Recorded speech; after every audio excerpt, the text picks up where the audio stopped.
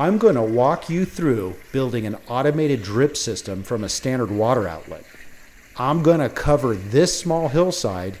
Is this popular Wi-Fi B-hyve outlet the answer, or should it buzz off? Let's go.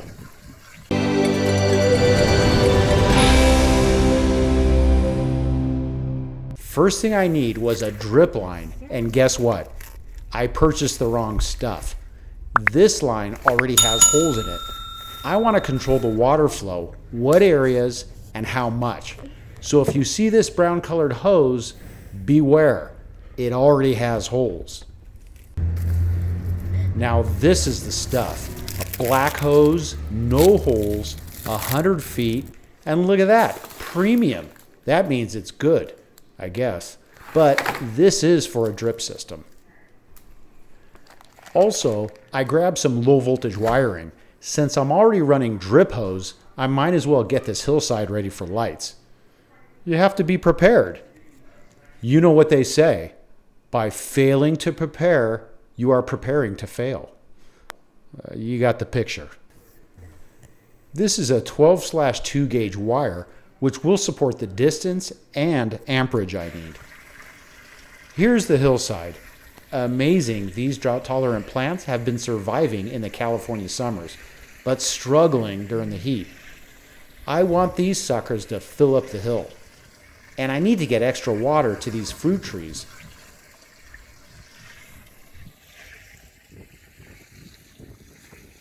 There's another, and it's not looking good. Remember what I just said about failing to prepare, you are preparing to fail? Well, I got ahead of this one. When they poured the concrete to the backyard, I had them put in a pipe so I could feed a drip and electrical line to the hill. Yes, somewhat of a visionary. That pipe runs all the way through the concrete to right, wait for it, here. I have to feed it through and run the drip and electrical line to the hillside. My pipe, my wire. Time to match these together and feed them through at the same time.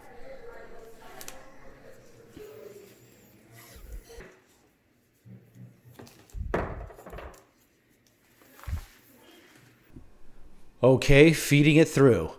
This reminds me of a doctor's checkup I had, but I'll save that for another video.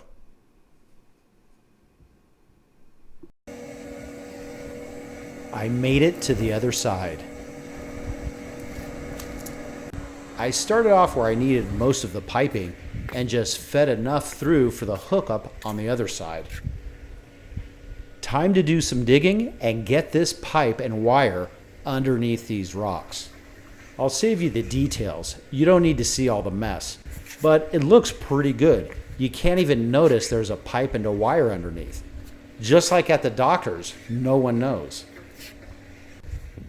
I'm just going to run the wire in front where the lights will be. I'll deal with this later. My big focus is to get water to these plants. I ran the drip system on the top on the fence area and then halfway on the hill. This way I can get the upper plants and the lower plants on a separate line. I ran a small T adapter, and then I'm also going to hit these edible plants along the fence. You have to strategize. The water pumps through the higher tube and flows down to the T adapter to the other areas. You don't want to start off low and expect the water to flow up. Now I'll connect these small valves which will regulate how much drip will go to the plants. Push it on the end of the smaller tubing.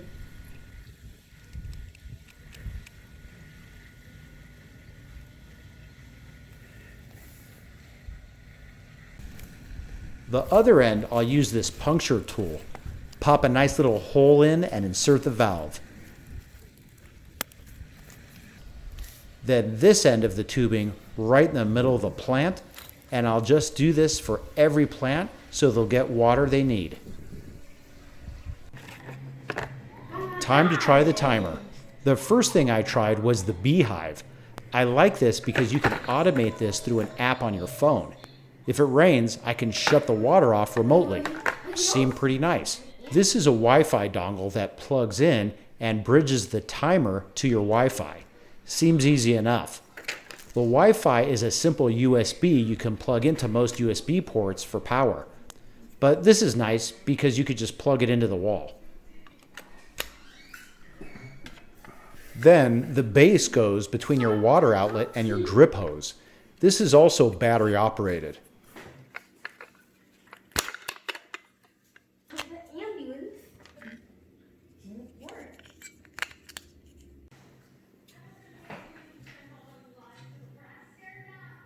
I connected everything, which was not hard to do.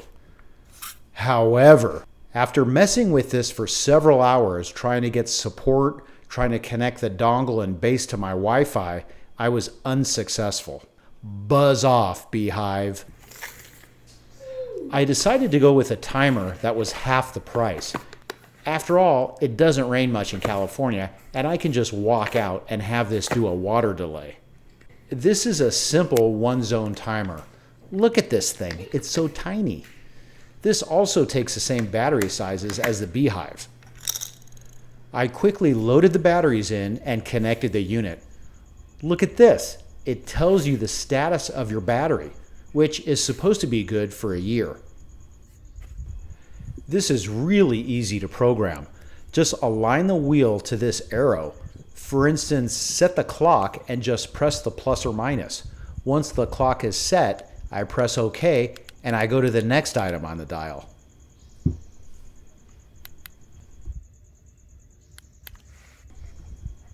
Start watering time, I'll do 9 p.m. Then for how long? You can do hours or minutes. I'll do for 10 minutes. And now, how often? Every hour, day, 2 hours, 3 hours, 2 days, 3 days, yada yada. I'll do every day. Next, it's on. The digital display cycles through the watering time and the time of day. That's it, I'm done. Look at this dial.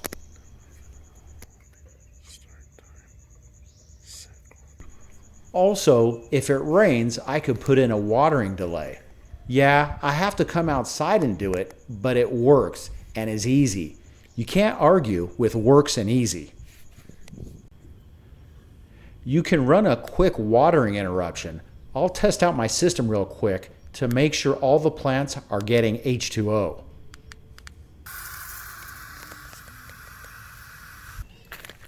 That's the beginning of the drip.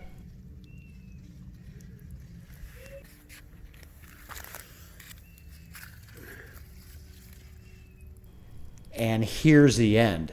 Looks good. Drink up, boys and girls.